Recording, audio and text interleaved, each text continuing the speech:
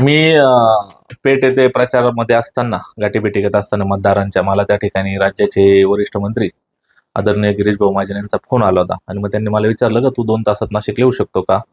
मी हो बोललो. आणि मग पेठवरून मी नाशिकला येत असतानाच परत मला त्या ठिकाणी त्यांचा फोन आला का म्हणे सामंत साहेबांना त्या ठिकाणी मुंबईला जायचं असल्याने तू डायरेक्ट ओझर एअरपोर्टला त्या ठिकाणी पोहोच. मग मी ओझर एअरपोर्टला पोहोचल्यानंतर ओझर एअरपोर्टच्या लॉबीमध्ये त्या ठिकाणी आदरणीय सामंत साहेब, दादा भुसे साहेब आणि गिरीश भाऊ महाजन यांच्यामध्ये, आमच्या चौघांमध्ये अजूनही काही इतर लोक होते. आमची चर्चा झाली. त्यांनी मला त्या ठिकाणी विचारलं की त्या ठिकाणी प्रसाद हिरेंनी आज दुपारी महायुतीच्या उमेदवाराला पाठिंबा दिला. तर त्यांनी मला विचारलं का आपण पण त्या ठिकाणी तसा पाठिंबा देऊ शकतो. त्यांना मी स्पष्ट नकार दिला की मी त्या उमेदवाराला त्या ठिकाणी पाठिंबा देऊ शकत नाही, कारण मतदारांचा कौल बघता तो कौल चांगल्यापैकी माझ्या बाजूने असल्यामुळे तो पाठिंबा देणं म्हणजे त्या मतदारांचा त्या ठिकाणी मी घात करण्यासारखा प्रकार होईल. त्यामुळे मी त्यांना स्पष्ट नकार देऊन त्या ठिकाणी पुन्हा माझ्या नाशिकला येऊन माझ्या गाठीभेटी चालू केलेल्या आहेत.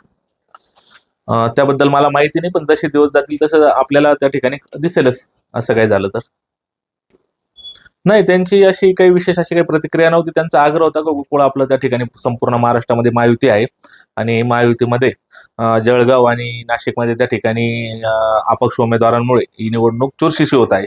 तर मला जळगावबद्दल काही माहीत नाही, पण नाशिकमध्ये ही निवडणूक नक्कीच त्या ठिकाणी चुरशीची झालेली आहे.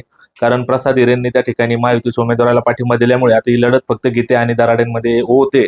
आणि अशा वेळेस आपल्याला पण माहीत आहे, आपण पण सगळे अंदाज पत्रकार बंधूंना माहीत आहे का सगळ्या या मतदारसंघामध्ये त्या माजी आमदारांबद्दल जे महायुतीचे उमेदवार आहेत, किती त्याबद्दल त्या मतदारांमध्ये काय भावना आहेत, त्यांची किती घोरनिराशा मागच्या 8 वर्षात त्या आमदार महाशयांनी केलेली आहे.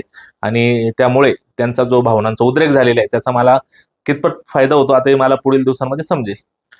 महाराष्ट्रात तरी असं राजकारण चालत नाही असं मला वाटतं. यशवंतराव चव्हाणांचा हा महाराष्ट्र आहे, शरद पवार साहेबांचा हा महाराष्ट्र आहे आणि आपल्या राज्याचे जे प्रमुख आहे देवेंद्र फडणवीस साहेब, ते एक आदर्श मुख्यमंत्री म्हणून या देशामध्ये गौरवले जातात. त्यामुळे मला वाटत नाही असं काही प्रकार होईल आणि आपण काही चुकीचे कामं केलेली नाही. त्यामुळे मी ही शंका घेण्यात काही